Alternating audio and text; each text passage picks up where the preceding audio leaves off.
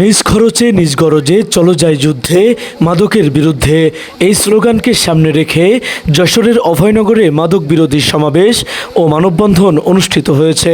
গাঁজা খেয়ে আর একজনের ঘরে উঠা, নিজের বাপকে মারা, মাকে মারা, এই আমাদের এই এলাকায় ঘটেছে। তারই বড় ভাই এসে বলতে আপনার ভাবতেছি না, ওসব আমার বলে লাভ নেই।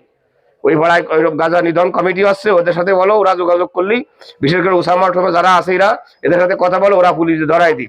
শুক্রবার বিকেলে উপজেলার কোটা পশ্চিমপাড়া চেয়ারম্যান মোড়ে আয়োজিত এই কর্মসূচিতে বক্তারা এলাকাকে মাদক মুক্ত করার দৃঢ় প্রত্যয় ব্যক্ত করেন। আমাদের কোটা পূর্বপাড়া মাদক নির্মূল একটা কমিটি করে আমরা এই 3 সপ্তাহ ধরে কম বেশি অভিযান যা চালিয়েছি, তাতে আমরা 9 জন ব্যবসায়িককে আমরা কিন্তু আমরা ধরেছি এবং ধরে তাদেরকে যেহেতু যতটুকু উত্তম মাধ্যম দিয়ে তাদেরকে একদম প্রতিশ্রুতি দিয়ে আমরা তাদেরকে কিন্তু ছেড়ে দিছি। যদিও তাদের গার্জিয়ানের হাতে বুঝে দিছি, যদি এই ধরনের ফিরে সেরকম কিছু পাই তাহলে তাদেরকে উত্তম মাধ্যম দিয়ে যা করতে হবে সেটা তো আমাদের ব্যবস্থা আছে, আমরা সেভাবেই এগোচ্ছি এবং আমাদের পূর্বপাড়াটা এখন মাদক মুক্ত।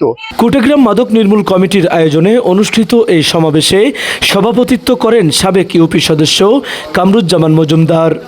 সংগঠনের সাধারণ সম্পাদক তাওহিদ হাসান ওসামার সঞ্চালনায় সমাবেশে প্রধান বক্তা হিসেবে উপস্থিত ছিলেন কুটাগ্রাম মাদক নির্মূল কমিটির উপদেষ্টা ও বিশিষ্ট সমাজসেবক রজব আলী ফারাজি।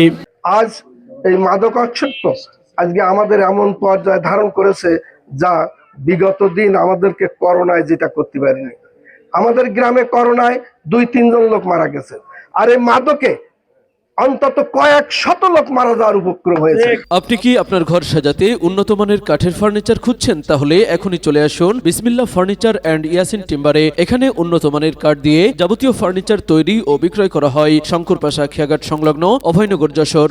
সমাবেশে আরও বক্তব্য রাখেন মিজানুর রহমান বিশ্বাস, সবুর শেখ, নওপাড়া মহিলা কলেজের প্রভাষক রাজু আহমেদ, রজিবুল ইসলাম এবং রফিকুল ইসলাম।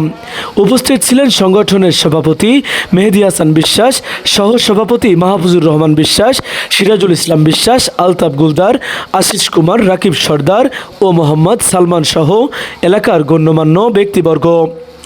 সমাবেশে বক্তারা বলেন, মাদকের ভয়াবহ ছোবল থেকে নতুন প্রজন্মকে রক্ষা করতে হলে সামাজিক আন্দোলনের কোনো বিকল্প নেই। কুটাগ্রামকে মাদক মুক্ত রাখতে এবং মাদক ব্যবসায়ীদের প্রতিহত করতে যা যা করণীয় তা ঐক্যবদ্ধভাবে বাস্তবায়নের সিদ্ধান্ত গ্রহণ করা হয়। সমাবেশ শেষে অংশগ্রহণকারীরা একটি মাদক বিরোধী মানববন্ধনে অংশ নেন এবং মাদক নির্মূলে স্থানীয়দের সজাগ থাকার আহ্বান জানান। ডেস্ক রিপোর্ট, খবর অভয়নগর। আপনি কি মুখ ও দাঁতের সমস্যা সমাধানের জন্য বিশেষজ্ঞ ডাক্তার খুঁজছেন? তাহলে আর দেরি না করে এখনই চলে আসুন RN ডেন্টাল কেয়ারে। এখানে নিয়মিত রোগী দেখছেন ডাক্তার রাকিবুল ইসলাম এবং ডাক্তার নাজিফা আঞ্জুম। হাসপাতাল রোড, আকরাম ডাক্তারের বাসার পাশে, নওপাড়া, অভয়নগর, যশোর।